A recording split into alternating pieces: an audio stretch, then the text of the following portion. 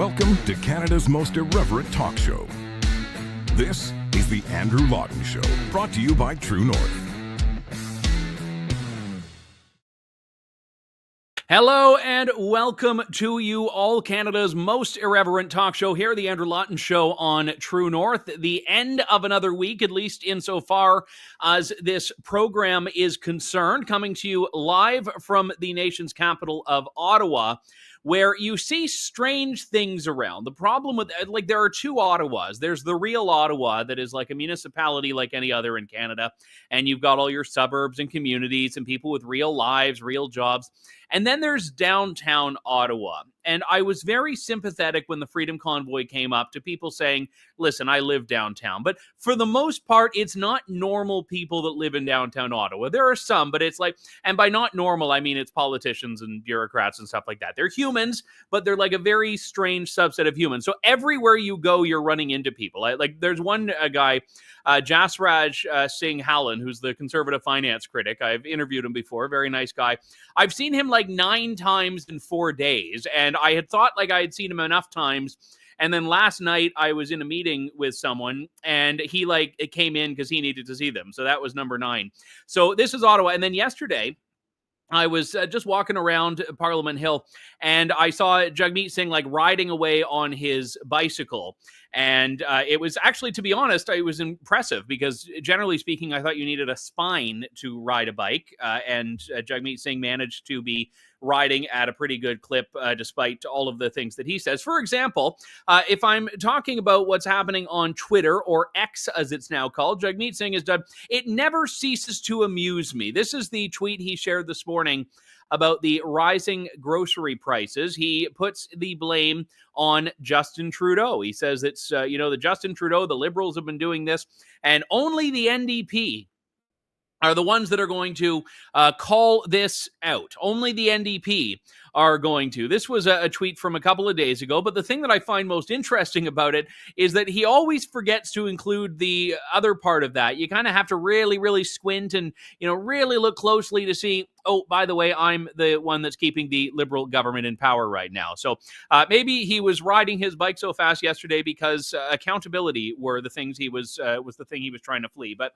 nevertheless, the grocery store debate about what to do with them to the Liberals is basically just summon all the CEOs to Ottawa, finger wag, and say, you must produce a plan. The Liberal government is actually unveiling that right now. The plan that they demanded by Thanksgiving to do something about rising grocery costs. It's not actually going to do anything at all. All we're reminded of here is that grocery stores in Canada are really coming down to a 5-company group. It's an oligopoly. Aaron Woodrick posted this tweet here, which I found was quite incisive about the problem. He said, Philippe Francois Champagne this morning was talking about the virtues of competition, and this afternoon is talking about the federal government essentially working with this oligopoly to fix prices. Because the government, and by the way, the NDP, have taken the view that greedy grocery store profiteers are the problem, that greedy CEOs, the capitalist system, that's the reason that things are so expensive, not inflation, which, as we've discussed on this show, has a number of influencing factors. But the carbon tax is a very big one. It's not grocery store profits. And in fact, if you look at the shrinkage that grocery stores have to contend with, if you look at the theft issues that grocery stores, especially now, have to contend with. If you look at their operating costs, which are driven up by fuel taxes, carbon taxes, all that sort of stuff, and then just general cost of doing things. In Ontario, for example, the minimum wage is going up quite significantly. I think it's now at $16.55 an hour, which I remember when $15 an hour was seen as a very radical push. And I remember when businesses were justifiably talking in Ontario about how difficult it was going to be for them to make a go of things at a $15 an hour minimum wage. Now, a few years have passed, mind you, that is going up entirely. You may say that even a minimum wage salary today is not enough to comfortably live, which I am entirely sympathetic to, but those increases to the cost of labor put a responsibility on employers that they cannot just shoulder. The profit margins are not thick enough that they can just, with the stroke of a pen, say, okay, yep, we're paying everyone more. That money has to go down to customers. And there was a spokesperson, I can't remember if I mentioned it yesterday, from the Bank of Canada, I did mention it, who had said we're going to be seeing a feedback loop, that inflation is going to cause more inflation, which sounds like a stupid point, and ideally people in the Bank of Canada would be well aware of this, but it's also at the same time a self-evident point that the rising costs affect everyone, including people who have to decide what to price things they're selling at.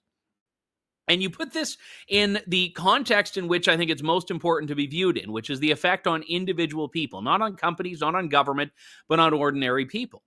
And it is heartbreaking how many people are hurting. And this is something that I should actually one day devote a considerable chunk of time to going through some of the emails I've seen that have been very difficult on this question. Emails from people who are making very difficult decisions. And I know I'm starting to do a wind-up like I'm some politician on the campaign trail of, oh, well, I met a constituent in Kelowna who said X, Y, Z. But people are hurting. And governments tend to not be aware of that in a very real way. They may be aware in an abstract way. People in the general sense are hurting, but the individual struggles and the commonalities between those individual struggles, I don't think they're paying attention to. This morning, there was a report that was released from Dalhousie. And we've seen Sylvain Charlebois on the show before. He's probably the leading scholar and researcher on food supply chain and food pricing issues in Canada. And this survey found that 2/3 of Canadians are concerned about the long-term health implications of the choices they're making today. Not because they're making unhealthy choices just for sake of preference, but because they're having to buy less healthy products, less nutritious products, because of inflation, because they cannot afford fresh food, fresh produce. You look further to this and find that half of the respondents of this survey, I think it was 47%, are doing more grocery shopping at the dollar store than they are at the grocery store for the same reason, because of inflation. Now, I want to say first and foremost here, I am not judging anyone for the decisions they make. If you decide, you know what, I can get so-and-so for cheaper, I don't care about the name brands, and, you know, if I want to get like, you know, Dr. Broccoli instead of Dr. Pepper, and I can get it for half the price at the dollar store, great. I'm not talking about people that are making just frugal decisions for whatever reason, same as some people that used to load up at the bulk food store and only get some things at the grocery store. That's not what I'm talking about. I'm talking about people who are only doing it because of the circumstances of the economy, people who are only making that choice because they have no other options or they feel they have no other option. And that's something we're seeing so much of right now in this country. People that are going to the grocery store, and we've seen this. There have been countless studies, polls, surveys that have showed this. People that are buying less food, people who are skipping meals, people who are compromising on quality, people who are compromising on freshness, people who are compromising on nutrition. And all of these decisions are coming about because they cannot afford to otherwise feed themselves, or in more heartbreaking cases, to feed their families. And this is a crisis. This is not a problem. This is a crisis. Rishi Sunak, the other day, the Prime Minister of the UK, was referring in some interview to the inflation tax. And he said the inflation tax harms the poor. And this smug, self-righteous interviewer spends the next however many minutes arguing with him about whether you can call inflation a tax. And she's like, oh, it's not a tax. It's not. And he says it is. It's absolutely a tax. It is a penalty on living. That is what inflation is. And that, again, the fact that it was a debate being held in the UK shows this is not exclusively a Canadian problem. So no, I'm not one of these people that looks to Justin Trudeau and said, you caused this global trend. But I will look to Justin Trudeau and say that you did not put Canada in the best position to withstand this. You did not. And Justin Trudeau's only answer to this has been to wag his finger at grocery store CEOs. Take a look at this clip from a few weeks back. It's not okay that our biggest grocery stores are making record profits while Canadians are struggling to put food on the table. So Minister Champagne will be calling on the heads of large grocers to come to Ottawa with a plan to address the rising cost of food. And we expect to hear from them by Thanksgiving on what their plan is to stabilize prices. And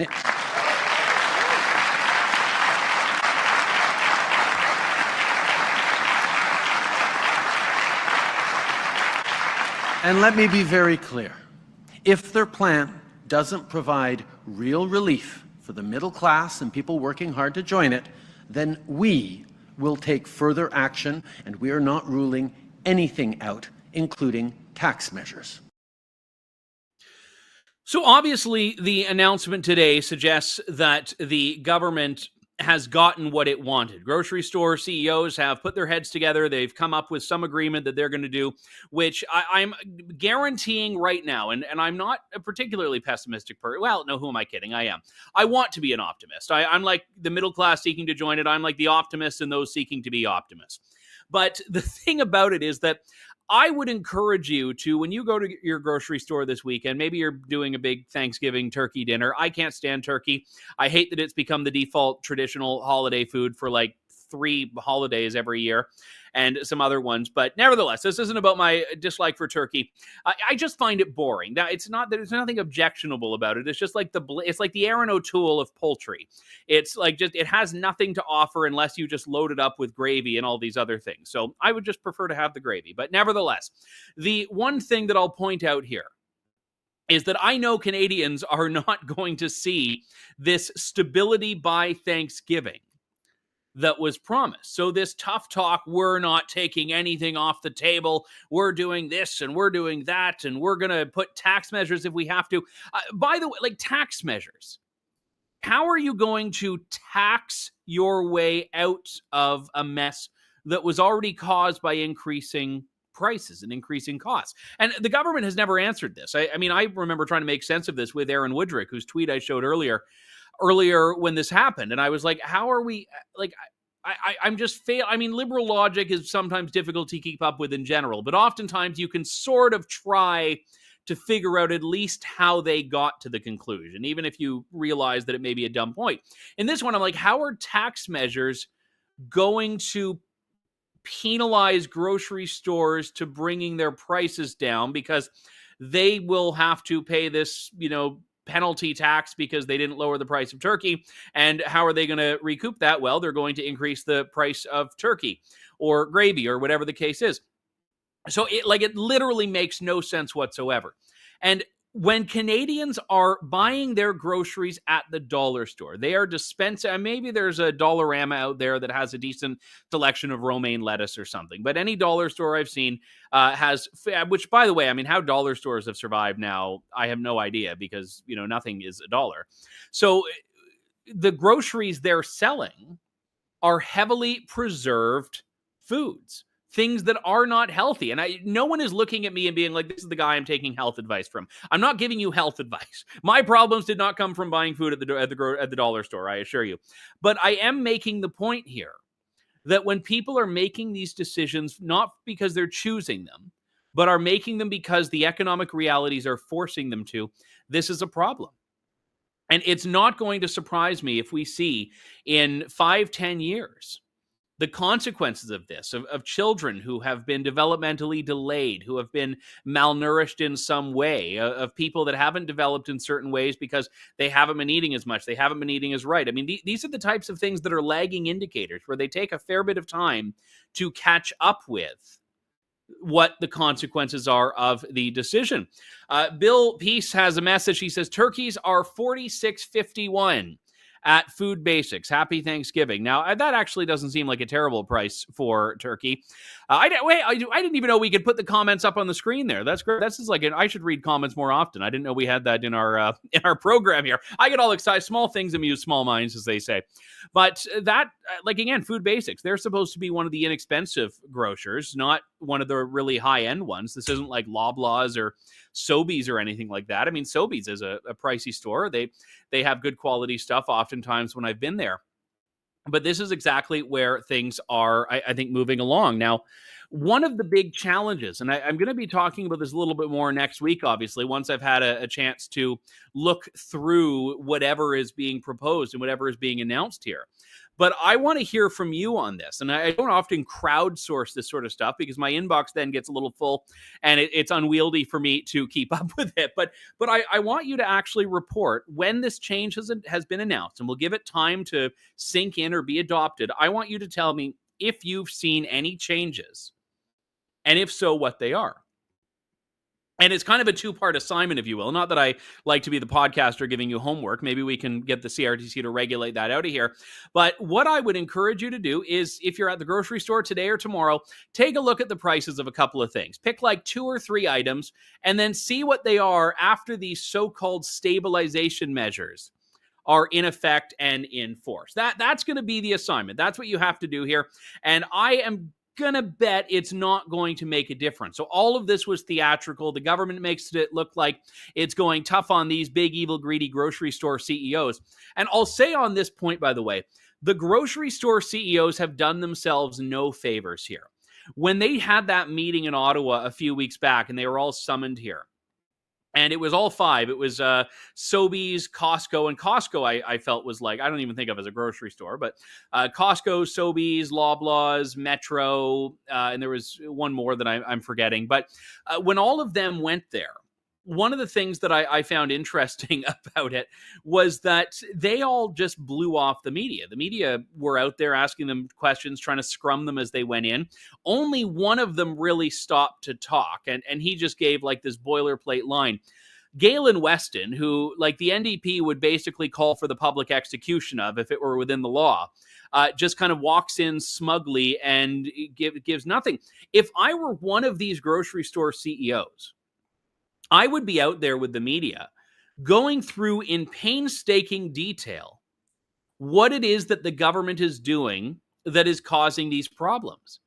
Because it's easy if you don't know enough about business to look at the bottom line and say, oh, wow, they're making millions, billions of dollars, whatever the case. Like, it's easy to make that claim. But when people see how much it costs them to be in business, yes, they're making profits, but it's the profitability of companies that makes it worthwhile to invest in those companies and invest in business and invest in doing things that allow us to have grocery stores in the first place. If it weren't profitable, they wouldn't do it. And then we're left with just nationalizing grocery stores. And mark my words, there's going to be a semi-serious push from someone in politics at some point in the next few years to create a national grocery store chain. And it's probably going to come from the NDP. But at this point, I'm not convinced the Liberal government would be opposing it. So we'll talk about that more. But I do sincerely feel for all the people that are struggling right now. And I can't say that I can solve the problem, but I can say that I'm listening and I'm aware of it. And I wish lawmakers do as well. And, you know, I met a couple of MPs this week who I'm very grateful listen to this show. So some of them are hearing it. That I can tell you. Speaking of MPs, there's no natural segue from produce to assisted suicide, so I'll just do like the hard stop and move on here. There is, as you know, this ongoing debate in Ottawa, and it's a debate being it's underway across the country, I think, probably more so elsewhere than it is in the nation's capital, on assisted suicide. The government has committed to a very ideological approach that is vastly expanding eligibility for what they call MAID, the euphemism, medical assistance in dying. And one of these expansions includes the ability for someone to access this when they're dealing not with an irremediable physical medical condition, but someone who's dealing only with a mental health condition. And that is so key here because sometimes the symptom of a mental illness is wanting to end your life. So how can the so-called cure or treatment to that condition also be ending your life? And this is near and dear to my heart. I have shared this on the show before. For some of you, you may not have heard it. I am a suicide survivor. When I was younger in 2010, I had been going through for several years a mental health struggle, mainly depression. And I very nearly succeeded in ending my own life. And it was my greatest failure. And it's a failure I'm tremendously proud of because all the things I have in life since then, my career, my life, my friends, my wife, has come about because I found a path and a hope that I did not know was possible. And it is heartbreaking on a very personal level. Set aside the policy of it. When I see a government so committed to this idea that ending your life with the state's assistant is a right that no one has the ability to interfere with. Because I know it's a regime that if it were in place in 2010, I would have been very motivated to avail myself of. And the doctors, the care workers that told me, no, you don't get to end your life, we're going to help you, would have been compelled to do the opposite, to assist me with what was a very flawed and ill approach. Now, this is a lengthy wind-up to a private member's bill that's been introduced by Conservative MP Ed Fast. It was introduced in May, but it's actually this week getting a hearing, which I'm very grateful for. It's called Bill C-314. There was a press conference about it just a couple of blocks from where I am earlier this week. Alex Schadenberg is the executive director of the Euthanasia Prevention Coalition and joins me now. Alex, it's good to talk to you. What does this private member's bill do? Well, actually, the private members bill is very clear. It would just reverse what was already passed by Bill C-7 in March of 2021. So Bill C-7 was the bill that expanded euthanasia and assisted suicide in Canada, we call MAID. It expanded it to include people who are not terminally ill. One of the things that bill did is it allowed for euthanasia for mental illness alone, but they put a 2-year moratorium on that. And you might remember last December when the government was getting a lot of heat over the issue of people with disabilities who were dying by MAID because of homelessness and poverty and an inability to get medical treatment, etc. And these stories were coming at them one at a time consistently, that they decided to delay the MAID for mental illness until March of 2024. So Ed Fast's bill would actually end that prospect and say that it is not part of the law to allow MAID for mental illness alone. This has been, I mean, obviously there's an ideological aversion to assisted suicide in general among a lot of social conservatives in Canada and some other people as well. The mental illness criterion has galvanized a lot of people that do not identify as pro-life, don't identify as social conservative. We're talking about disability activists, mental health activists, a lot of medical providers that are at the very minimum concerned, at another level completely outraged by this. But even so, the government has been unflinching. It's like they've said, well, we'll consult, we'll talk about it, but they really haven't shown any signs of walking this back, have they? No, they haven't. And in fact, the Canadian Association of the suicide prevention organizations, they're against, MAID for mental illness. In our own press conference, we had 2 young women give very similar stories to your story, talking about, the times they went through when they were, one was hospitalized for over a month and had constant relapses into deep depression. And her story was, well, if you had offered it to me then, I would have taken it because I wanted death. Another one attempted suicide unsuccessfully, thankfully, 7 times, and said, if you had offered me medical aid in dying, I would have taken it in a second because I thought death was my only option. I felt like I was caught into this deep, dark place and I couldn't get out any other way. And yet, of course, now they are both much better. But the point of it is that Ed Fast's bill I really like, because as much as I'm opposed to euthanasia and assisted suicide in general, he has just carved out this part of the legislation saying no to that, because clearly Canadians oppose that. A recent poll done by Angus Reid showed that 82% of Canadians thought that this should not happen until we improve mental health supports, but only 28% of Canadians actually supported the concept of euthanasia for mental illness alone. Yeah, and actually, you raise an important point there. And I know you're not, you don't work for Ed Fast. You're an advocate on the issue. But Ed has done something very important here, because when C-7 came up, the problem was this was really an issue that was being debated within a broader context of changes. And that was sort of the excuse to just pass it. Whereas if you deal with it in isolation, someone who believes that this exception, for mental illness should be taken out or left in, like, you actually have to defend that issue alone. You have to defend that slice of it alone. And it's very difficult for private members' bill to get a hearing. This one actually is, by virtue of where it is in the queue. Right, yeah. So it's having its second hour debate actually today. The fact is that you might remember the history of it is that Bill C-7, when it came out, originally did not allow Hmm. MAID for mental illness. And then what happened is certain group of senators got together saying that they would not support the changes to the legislation if it didn't include that. So Hmm. what happened? It went back to Parliament, and Parliament then passed it. But I see a lot of them never even debated it. They didn't even think that this is what they were doing. They didn't understand. What I'm also concerned about is this issue of democracy. Now, why am I saying this? There's a lot of members of parliament who are saying, I agree with Ed Fast, but I have to I have to vote with my Liberal Party. Well, this is a private member's bill. It's got nothing to do with Liberal policy. It's got nothing to do with a budget or anything like that. It has to do with a private member's business. So therefore, there should be clearly a free vote. But the Liberals and the NDP, they have been, how would you say, they've been whipping the vote on this issue. And that to me is ridiculous if you consider the fact of where Canadians are at and how Canadians simply oppose this. Let me ask you about the other issue of this that we see in Canada, which is increasingly stories of MAID being offered to people who are not dealing with mental illness or physical illness, people that are dealing with housing insecurity, people that are dealing with poverty. And I was talking earlier on about rising cost of living problems, about grocery store prices. These are contributing to these broader social ills that we know are at least in a handful of cases, more than I would say we can call isolated, converting to people being recommended or seeking out assisted dying. Now, the reason I bring that up is because the law, as I understand it and as I read it, does not allow that. This is practitioners of this going above and beyond what the regulations and the law says. And I'm concerned that we already have this attitude in parts of the medical community that doesn't really care about legal restrictions, it seems. And I'm wondering what your take on that is.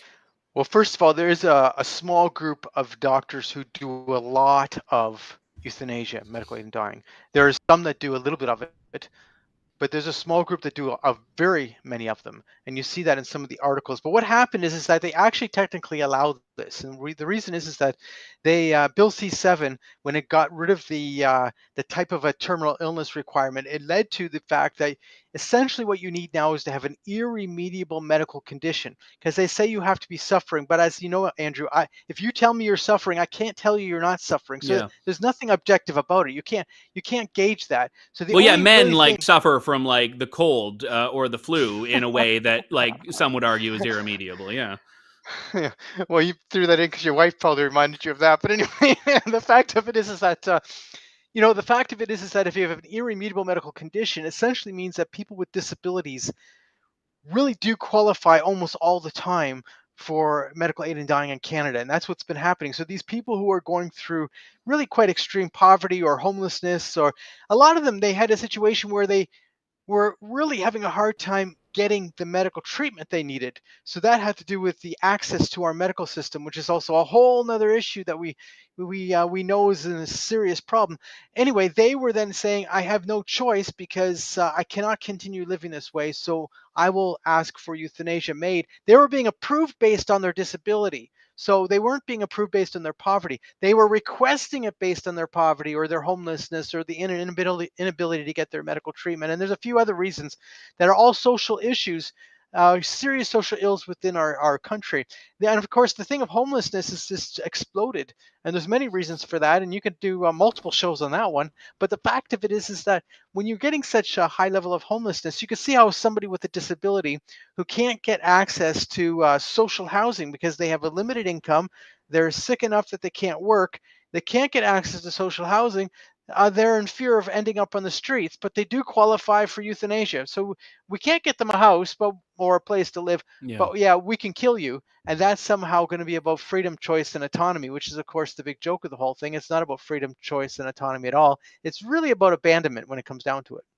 Yeah, it's heartbreaking all around. I'm glad Ed Fast is, who, by the way, I mean, look, I don't know Ed Fast all that well. He's not exactly like a hardline social No, that's right. conservative culture war crusader. So he's actually probably one of the best people to put this forward because he's fairly moderate. And it's unfortunate from what you've said that the other parties are not taking it in that tone and working with him on this. But hopefully, if we get the public pressure up there, that might be able to change. Alex Schadenberg, Euthanasia Prevention Coalition. Thanks for coming on, Alex. Thank you so much for having me. Thank you. All right. Yep. Thank you. And we're just like rapid firing through topics today. We had a lot going on, all the things we couldn't get to earlier in the week that we're trying to cram in before the weekend, but trying to give each one a little open air breathing, because some of these are very important topics. And I've said time and time again, free speech is my hill to die on. And that means, legal free speech that is to stand up against censorship and regulation of speech by government, but also academic freedom and cultural free speech. The idea that we must foster in society an attitude that encourages and welcomes the exchange of ideas and information rather than discourages and cancels. And I was, of course, very intrigued by this course that was not offered when I was in university. I'll read the proper name of it because I don't want to give it a crude summation, but the proper name of the course is, and it's a study of woke ideology here, and I lost the thing here. There we go. It is called Woke: The Origins, Dynamics, and Implications of an Elite Ideology. Now, this is not being offered at a Canadian school, not yet, but it is being offered at the University of Birmingham by a Canadian professor, Eric Kaufmann, who joins me now. Professor, good to talk to you. Thanks for coming on. Good to be here, Andrew. I should just one slight correction. It's University of Buckingham, not Birmingham. But Buckingham, I'm so sorry. I get my hams. It was all the Thanksgiving talk. I'm getting my hams mixed up here. Buckingham, yes. And I should say University of Buckingham is like a very, well, you've said it's the only free speech university really in the UK. It is, yeah. I mean, it has a strange origin because it was founded through Margaret Thatcher, and it sort of, even though most of the staff and students still lean left, it's got more viewpoint diversity than you'll find on a typical British campus. So it's somewhat more hospitable, and the leadership is very much in favor of moving it in this direction. So what is your class about? I mean, obviously you've got 15 weeks of material here. I don't expect you to give it all in a few minutes, but what is this course about? Well, it really is sort of begins with the intellectual history, how did we get to this ideology? How does it relate to, for example, socialism, liberalism, anarchism, and these other isms that go back earlier into the 19th century? And then we kind of look at what happens in the 60s, how the left shifts, from class towards identity, and then how that plays out into our own time. I then move on to looking at public opinion data, sort of who supports something like canceling J.K. Rowling, for example. I mean, it would tend to be younger people. It would tend to be, is it more female than male? Is it more left than right? And so on. And then how this is now affecting electoral politics, the culture wars, the politics of the culture wars, and speech boundaries, critical race theory, all of that. And then finally looking at the philosophy, the questions that it raises, free speech versus so-called equal speech.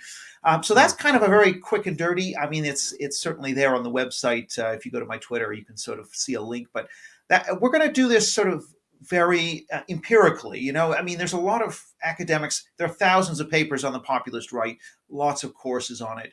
I've taught in that myself. But there's nothing on the woke left because it's just too uncomfortable to do. One thing I'm curious about, I years ago sought out to write a book about political correctness. And I did years of research on this and just ultimately, for a number of reasons, walked away from it. But one of the things that I found in doing that is that political correctness as a word or as a term, when it was first introduced, was described and used by the people that wanted political correctness, and they wanted to be politically correct. And then it morphed and was only used by people that were decrying it and criticizing it. And am I correct in saying that woke has kind of gone through a bit of a similar phase where it was introduced as a very positive, favorable concept by the woke people, and now they've sort of backed off of the word, and it's only really being used by people that are calling out wokeness? Yeah, you're absolutely right about that. I mean, what I would say, I mean, there's no question people abuse the word and stretch the word to mean anything they don't like. Well, some people just use it as a stand-in for left, which I don't think is entirely accurate. No, I don't think it's accurate, and is somewhat of a way of devaluing what is actually quite a useful, I think, empirically tight social scientific term. So I have a one-sentence definition. It's making sacred, the making sacred of historically marginalized race, gender, and sexual identity groups. So once you erect these groups as sacred, anything that might offend the most hypothetically sensitive member of one of these groups is blasphemy, or criticizing anything that's done in the name of helping such as these groups, such as anti-racism or trans affirmation or whatever. If you criticize any such movement, that is also a violation of the sacred and therefore cause for excommunication or cancellation. So there's this very religious quality to it, and I think it is a useful term, and it describes something that is very real and has emerged strongly in our time. Based on that definition, can wokeness be separated from victimhood and this veneration of victims? It very much it springs from the victimhood culture. So the wider ideology is based on, you might call it a victimhood culture, and sort of emotional safety, emotional trauma prevention is sort of the mantra. But of course, that is broader than just race, gender, sexuality. Could apply to disability, even potentially class. In theory, would fit into the victimhood model. But there is a focus very specifically in wokeness on just race, gender, and sexuality. I think the fat stuff, the class stuff, that doesn't have the same pickup. It doesn't seem like there's as much energy in canceling and pushing for DEI along those axes. So I think it's much more specific to these three categories. Is your view that the woke, whoever they are, and maybe that's something you want to define, do they see wokeness as a tool, as a vehicle to get to where they want, or is it the destination? I think it is the destination. I mean, Jonathan Haidt has his moral foundations theory, and there's really two foundations. One is equal outcomes. So all identity groups, that could be black, white, male, female, etc., should have equal outcomes in terms of income, in terms of honors and esteem, and so on. That would be one prong of it. The other prong is, again, this microscopic, even microaggression, sort of harm protection. So anything that might offend or upset in any way somebody's emotional state must be prevented, which is why they're going after free speech, for example, which might offend, right? So I think there is something real there and is rooted in these two moral foundations, but just taken to the extreme. Your description of it as making sacred, I think, is incredibly appropriate, because a lot of people have seen that religious-like fervor from people who, again, would identify as fundamentally anti-religion in a lot of cases, right, and would talk about the harm of religion against certain groups. And it's interesting how blind they are to what this does to several groups and people as well. And I guess I wanted to ask a little bit about that, because by making it sacred, you have to elevate it above other things that have had a level of sanctity in society. Freedom of speech is a notable one. I mean, it used to be that even people who are fairly progressive would still operate within the parameters of free speech is important. And, they'd use free speech to make their point. That was, I think, the dominant force you saw in progressives for much of the last 50 years. And now freedom of speech no longer has any sacred value. In fact, it's viewed as an evil that needs to be dealt with in society by a lot of these people. Yeah, and that's been documented in opinion survey data in the U.S. going back to the 70s, that there's been a shift from kind of a more moral relativism, toleration, to moral absolutism in young people. But I don't want to... I think it's a mistake to see this as completely new. And I think, if you talk about political correctness in the 80s and 90s, was it acceptable to offend minority groups in the late 80s and early 90s? No, is the answer. They had speech codes at U.S. universities. I actually think you already had a pretty restrictive speech climate. The doors were kind of, I think, pretty wide open, and that's why you did see episodes of cancel culture. The UBC Political Science Department in the mid-1990s was just one episode. It just was less frequent because you didn't have social media to organize flash mobs. If I could jump in though, Professor, I feel that what happened there, you're right, the acceptability was already established, or the unacceptability. I feel what happened is the threshold was changed, is that what offense was redefined. And I wonder if that's the goalpost shift that leads us to where we are now as well. The same idea. I mean, being a racist has been, out of vogue for many decades, but the definition of racism has changed a lot in that time. True, true. I mean, I think you're right. The idea of hiking being racist and punctuality being a white thing, there's no question that they've taken it to the next level. Mhm. The only thing I would say, though, is you can find examples, in the mid 70s, evolutionary psychologists who argued that genetics mattered, and this wasn't race IQ, this was just genetics mattering for social behavior. They were ostracized, they had open letters. So even though you're right that there's been some new conceptual stretching, I think quite a bit of that had already occurred. And certainly in academia, if you look at the published work already in the 70s and 80s and 90s, critical race theory dates from the 70s. Chris Rufo in his book talks about this. So these ideas were already there. It's just that they hadn't spread as widely. And yes, there were some innovations. The trans thing is new, but I would stress the continuities more than the discontinuities. Social media, it's more quantitative scaling up rather than a qualitative change, in my view. One of the challenges that I would have, and again, I'm basing this off of how I've used woke, not necessarily the parameters that you've set for it, is that there's a prevailing theme in it, and there are commonalities in how it's applied. But is it coherent? Is it coherent enough to be an ideology in the sense that do the woke apply the rules they set equally in your view? If someone's committed to wokeness, do you find that they're consistently applying it, or do you think that there are inconsistencies in that?